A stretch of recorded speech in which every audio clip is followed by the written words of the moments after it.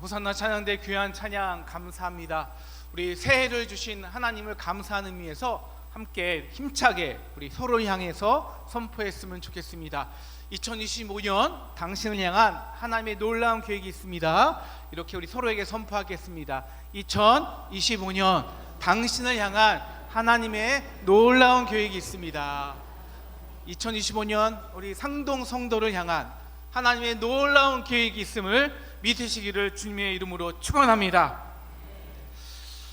우리 교회학교 학생들에게 물어보겠습니다. 혹시 이 분이 누군지 아실까요? 혹시 들어보셨어요? 이 분이 이름이 닉 부이치치입니다. 보시는 바와 같이 이분은 팔과 다리가 없는 장애를 가지고 태어났습니다. 어린 시절부터 이 닉은요, 그 장애로 인해서 학교에서 많은 괴롭힘을 당했습니다. 왜 나는 이런 모습으로 태어났을까? 끊임없이 질문을 던졌고 그 답은 항상 그를 절망으로 몰아넣었습니다. 급기야 부이치치는 자신을 쓸모없는 존재라고 여기고 11살 때는요 자살을 시도하기도 했다고 합니다.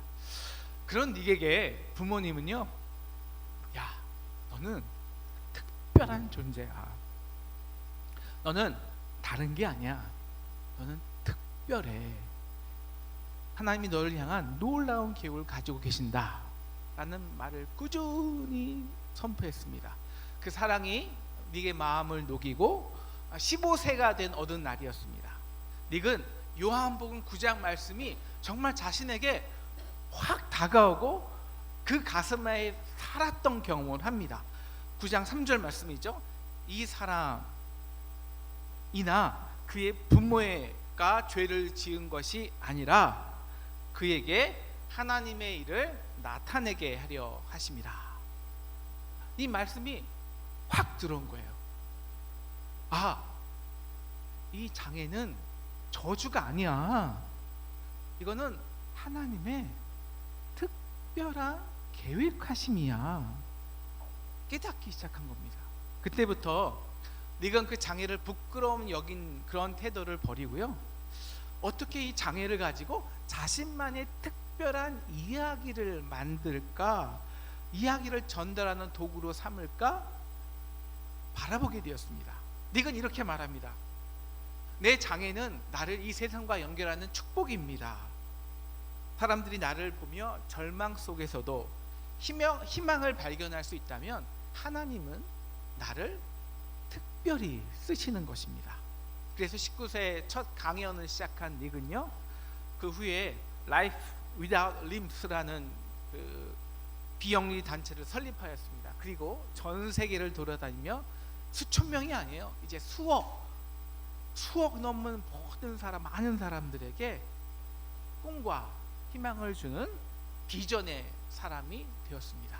자, 우리 중고등부 학생들, 우리 초등부 학생들 제가 질문을 해볼게요. 어떻게 닉이 그 자신의 장애에도 불구하고 위대한 비전의 사람이 될 수 있었을까요? 그 비결이 뭘까요? 어렵죠? 그 비결이 뭘까요? 네, 하나님의 말씀이에요. 정답만 말하는 우리 유초등부 우리 친구들은 너무 똑똑한 것 같습니다. 누군가 부모님 말씀처럼 끊임없이 무조건적으로 사랑해 줬기 때문이고, 그리고 그것이 하나님의 말씀으로 무조건적인 나를 향한 하나님의 계획으로 받아들여졌기 때문이에요. 그래서 세상이 판단하는 내가 아니라 나를 향한 하나님의 위대한 창조의 가치를 발견했기 때문입니다. 그걸 어떻게 발견하냐면요, 누군가 저를 끊임없이 존중해 줘야 돼요. 그리고 말씀 때문입니다.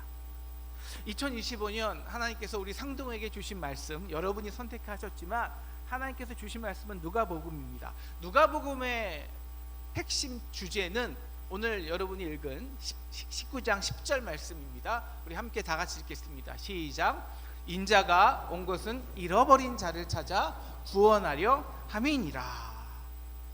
왜 예수님이 이 땅에 인자, 즉 사람의 모습으로 오셨냐? 잊어버린 자를 찾아 구원하기 위함이시라는 것입니다.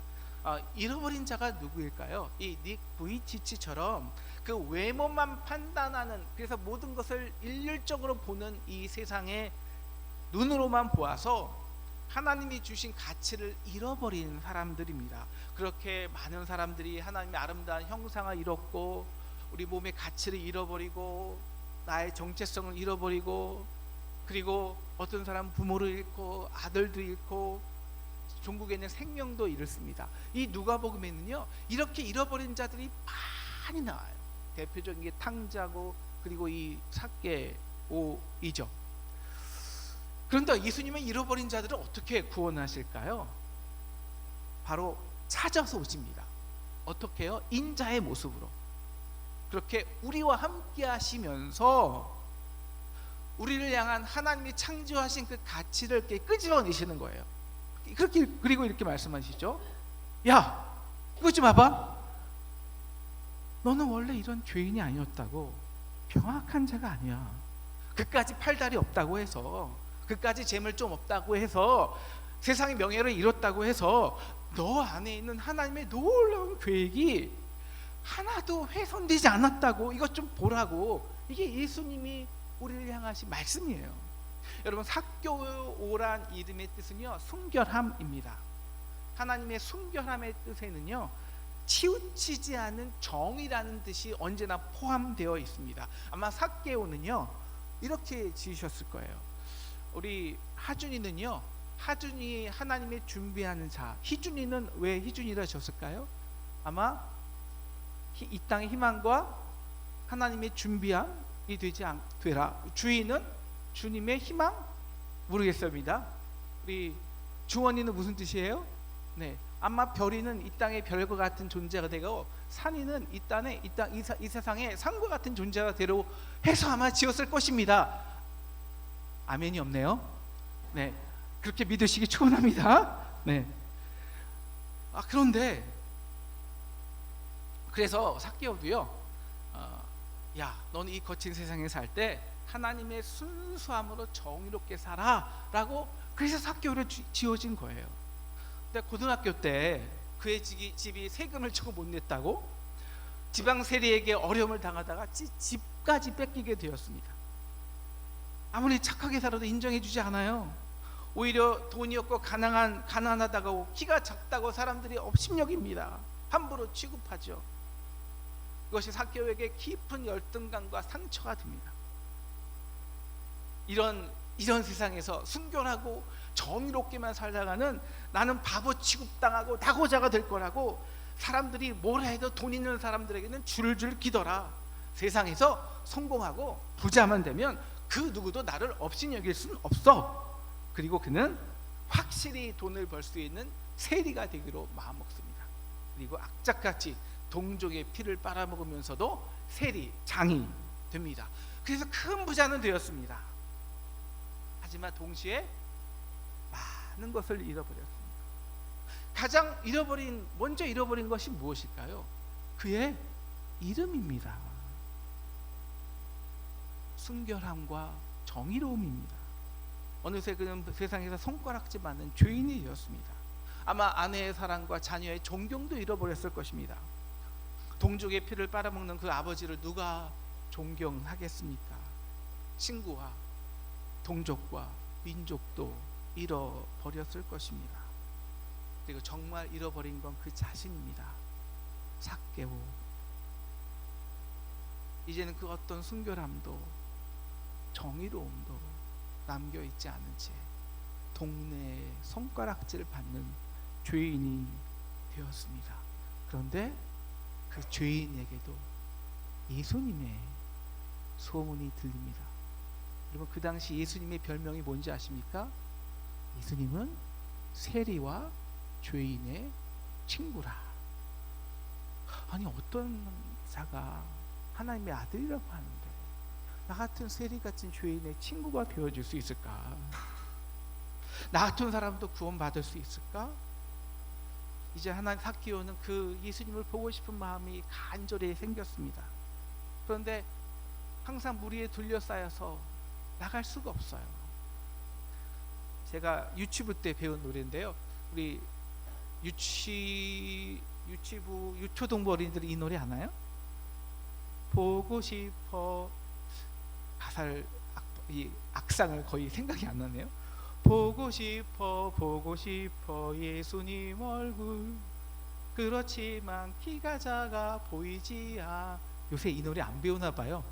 저만 하나 봐요. 여러분, 근데 키만 작은 걸까요? 그것은요, 범접할 수 없는 거예요. 야, 나는 팔다리도 없는데. 다시 말하면 하나님의 자녀라는 그 아름다움도, 아브라함의 자손이라는 그 정체성도 다 잃어버렸는데, 아무리 예수님이 세리의 친구라고 하지만 그렇다고 내가 나 같은 자가 어떻게 갈 수 있어? 도저히 다가갈 수 없는 거예요. 그래서 멀찍이 돌 무화과나무에 올라가 바라보기만 합니다. 바로 그때 예수님께서 삭개오를 찾아오십니다. 인자가 온 것은 잃어버린 자를 찾아옵니다. 왜 찾아오셨을까요? 왜? 그들이 예수님께 올 수가 없기 때문입니다. 우리 사랑하는 상동 성도 여러분, 우리 잃어버린 가치는요, 예수님께서 우리를 찾아오심으로 시작됩니다. 아마 10대 이후로, 그리고 예수님은 우리 10절 한번 읽어주시겠어요? 우리 10절 보여주세요. 함께 이렇게 10절 말씀을 5절입니다. 5절입니다. 죄송합니다. 5절 함께 읽겠습니다. 시작. 예수께서 그곳에 이르서 쳐다보시고 이르시, 삭개오야 속히 내려오라. 내가 오늘 내 집에 유하여야 하겠다. 예수님이 삭개오를 보자마자 처음 한 것이 있어요. 뭘까요? 그의 이름을 불러주신 것입니다. 아마도 10대 이후로 삭개오는요, 자신의 이름을 들어본 적이 없어요. 아유, 저 매국노, 이 순강도 같은 놈이라고. 그런데 예수님이 이렇게 말씀하시는 것입니다. 삭개오야, 순결하고 정의로운 내 자녀야, 내가 너를 보배롭고 존귀하게 여기노라. 그러니까 멀찍이 바라보지 말고 나와 함께 가자. 나의 사랑, 나의 어여쁜 자야, 일어나 함께 가자. 오늘 내가 내 집에 유하여야 했다. 이 말이 무슨 뜻이냐면요, 너 집은 이 세상에서 가장 순결하고 정의로운 집이야. 왜? 내가 너희 집에 함께 유하기 때문이야. 그래서 내가 잃어버린 그 순결함을, 그 순수한 정의를 내가 다 회복할 거야. 그러니 나의 사랑 삭개오야, 순결하고 정의로운 내 자녀야, 나와 함께 가자라는 거예요. 물론 아직 삭개오는 세리장입니다. 순결하기는커녕 동네에서 가장 큰 죄인으로 손가락질 받습니다. 불의가 가득한 집입니다. 그런데 오늘 삭개오가요, 그 잃어버린 가치를, 이름을 어떻게 회복했을까요? 노력해서요? 아니요, 누군가가 불러주고 인정해 주었기 때문입니다. 누군가 무조건적인 가치를 긍정적으로 존중해 주었기 때문입니다. 미국 심리학자 중에서 유명한 사람이죠. 칼 로저스라는 분이 있습니다. 그는 한 사람의 변화는요, 우선 그 사람의 가치를 긍정적으로 존중해 줄 때, 그 이름을 불러줄 때 시작된다고 합니다. 그때 그 무조건적인 그 긍정적인 존중이 내면의 상처를 스스로 치유하기 시작하는 것입니다. 그렇게 예수님의 무조건적인 사랑은 삭개오로 하여금 그 내면의 상처를 치유하기 시작합니다. 돈이 없어서 받던 상처, 힘이 없어 빼앗긴 소망들, 그 소외감들, 이것을 극복하기 위해서 도끼로 품고 불을 쌓았지만 오히려 더 깊은 죄의식과 소외감으로 이제 팔 다리마저 잃어버린 자신을 그 말씀으로 스스로 치유하는 것입니다. 이는 삭개오가 새로운 비전을 품을 수 있는 첫 번째 토대가 됩니다. 우리 오늘 첫 신년 성찬 예배 모든 가정이 함께 참여하는데요, 이제 우리 아이들이 말썽을 필 때도 있잖아요. 그리고 화나게 하고 걱정을 끼치고 정말 때로는 우리를 분노하게 만들 때도 있습니다. 그렇다고 야, 내가 너 때문에 미치겠다, 너는 왜 하는 것이 매번 그 모양이냐, 이렇게 말하는 부모는 우리 상동에는 없을 줄을 믿습니다. 아멘. 네. 아마 그럴수록 우리 자녀에게 이렇게 말해야 돼요. 별아, 괜찮아. 너는 이미 하나님에게 별같이 빛난 존재야. 주희야, 괜찮아. 너는 주님의 희망이잖아. 희준아, 너는 희준이잖아. 주님의 희망이자 준비하신 특별한 계획이 너에게 있다고. 이렇게 귀한 이름을 불러주는 저와 여러분 되기를 주님의 이름으로 축원합니다. 그럼 우리 모두 부모 되기를 주님의 이름으로 축원합니다.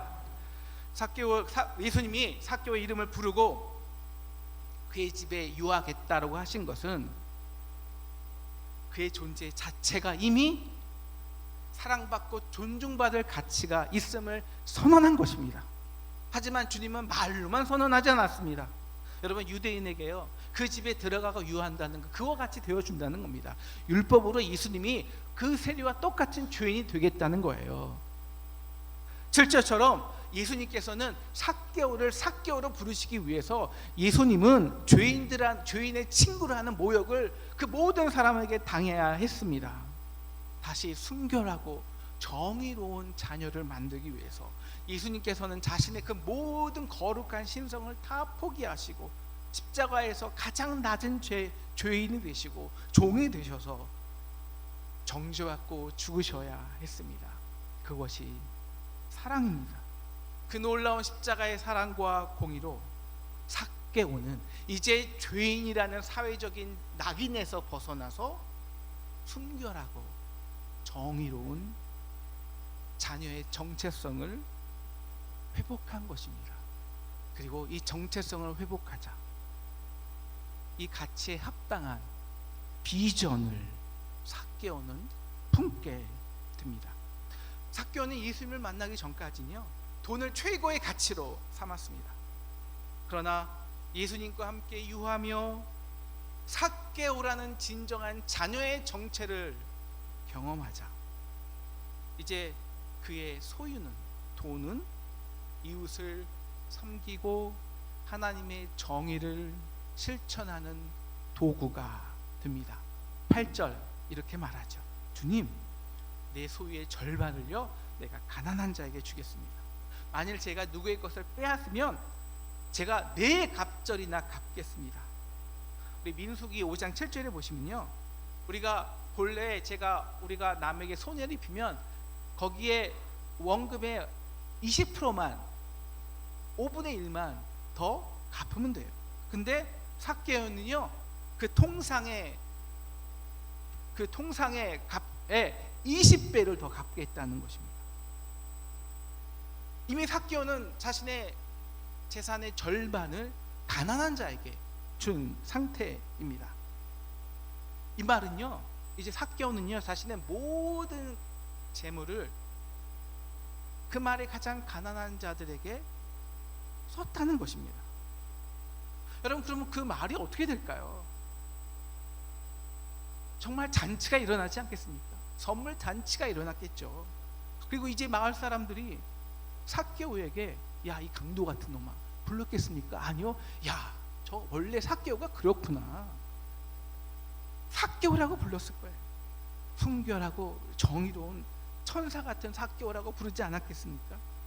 이제 삭개오의 비전은요, 개인적인 변화를 넘어 이제 그의 재산을 통해 공동체의 불의와 평등을 해결하는 공동체적인 비전을 비전으로 확장됩니다. 9절 보시면 예수님은 오늘 삭개오의 집에 구원이 임했다고 말씀하십니다. 하지만 이 구원은 개인적인 구원으로 끝나지 않습니다. 자신의 이름과 가치를 회복하는 것으로 끝나지 않습니다. 그 정체성을 회복하면 하나님께서 그에게 주신 특별한 계획, 바로 그의 이름처럼 그 땅에 가난한 자를 위한 하나님의 비전을 위해서 공동체적인 사랑과 정의의 도구가 되는 것입니다. 왜? 이게 삭개오의 진짜 가치이기 때문입니다. 사랑하는 상동 성도 여러분, 지금 여러분이 잃어버린 것은 무엇입니까? 물질을 잃어버리셨습니까? 명예를 잃어버리셨습니까? 우리 성도님들이 누가복음을 선택한 후 저는 기도원에 가서 주님, 과연 주님께서 우리 누가복음을 통해서 우리에게 주시려는 말씀이 무엇일까요? 간구했습니다. 그때 하나님께서 제게 주신 마음은 이 인자로, 다시 말해 예수님으로 우리가 잃어버린 비전을 회복하라는 것입니다. 이 비전 공동체를 꿈꾸라는 것입니다. 그러기에 우리는 상동이라는 가치를 회복해야 합니다. 우리의 건물도 회복하고 우리의 기관도 회복하는 것도 중요합니다. 그러나 우리가 가장 근본적으로 회복해야 할 가치는 상동이라는 이름입니다. 그 역사성과 가치입니다.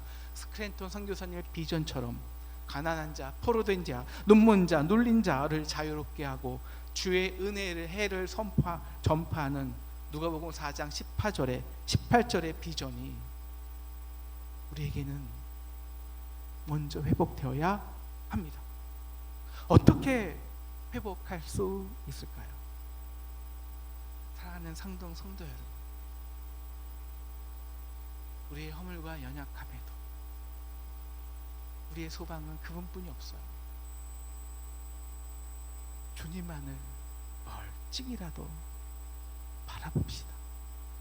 사모합시다. 그러면 반드시 주님은 우리를 찾아오십니다. 주님께서 어떻게 우리를 찾아오실까요?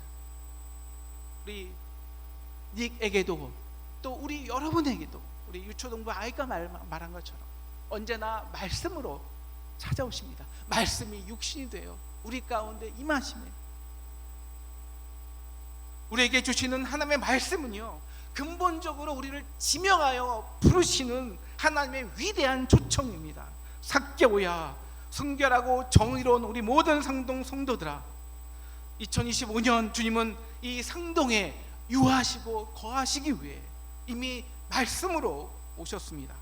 우리가 이 누가복음 말씀을요, 그냥 듣고 끝내지 말고 예수님의 찾아오신 것처럼 예수님의 우리의 삶을 찾아서 그 말씀이 우리의 삶에 거하게 하여야 합니다.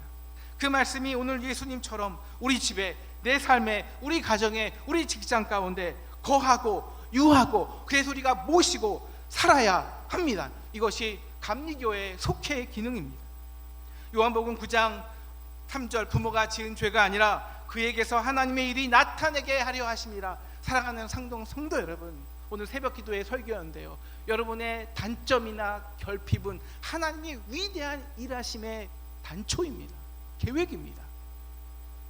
그 결핍을 통해서, 결핍은 여러분이 다른 게 아니라 그 결핍과 단점과 잃어버린 것을 통해서 하나님이 이 땅에 새롭게 일하시는 하나님의 비전이라는 것입니다. 그래서 닉 유이치치는 하나님의 말씀이 그 마음에 거할 때